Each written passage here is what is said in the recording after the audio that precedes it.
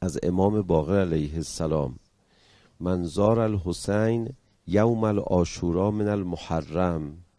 ثواب این حج و عمره و غزوه ثواب کسی است که با رسول خدا این عبادات رو انجام داده.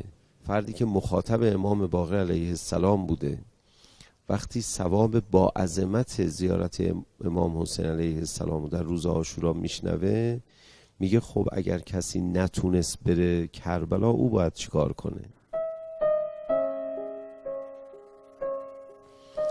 میفرماد وقتی که عاشورا رسید، برز الی الصحرا، کسی نتونست بره کربلا، بره صحرا. کسی نتونست بره کربلا، بره صحرا.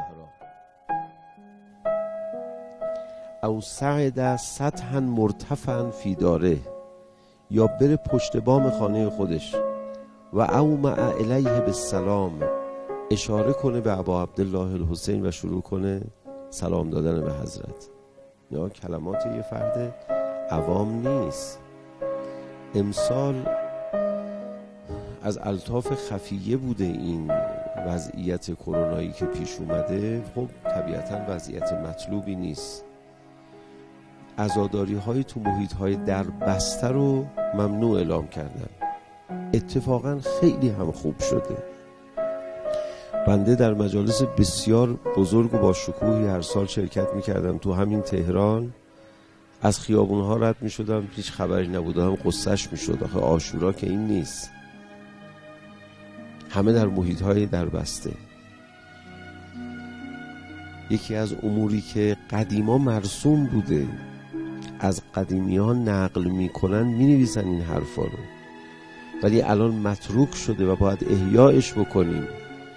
عزاداری کردن تو صحراست. بریم تو محیط های باز، توی محیط بازی 1000 نفر یا بیشتر بنشینن، حالا با همین فاصله عزاداری بکنن. آثار روحی عجیبی داره، اثر معنوی و فوق‌العاده خاصی داره. دیگه از دلایلی که من اصرار میکنم میگم حال عجیبی داره، به دلیل اینکه تجربیاتی از دوران دفاع مقدس و عزاداری تو بیابونها تو ذهنم هست.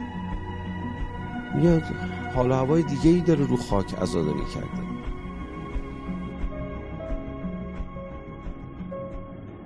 امروز در کربلا بچه‌های ابا عبدالله الحسین رو خاک نشین کردن.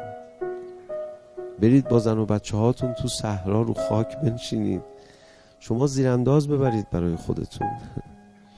شما در میان دشمن نخواهید بود. بگید یه کسانی بسیجی ها بیان نگهبانی بدن کسی یه وقت حمله نکنه. شما در کمال امنیت هستید الحمدلله. میرید 2 ساعت عزاداری میکنید، برمیگردید خونه های خودتون. اما بچه های حسین رو مقیم کردن تو بیابون. چقدر این صحنه ایه که بهتر یادآور کربلاست. کسی نتونست بره کربلا، بره صحرا.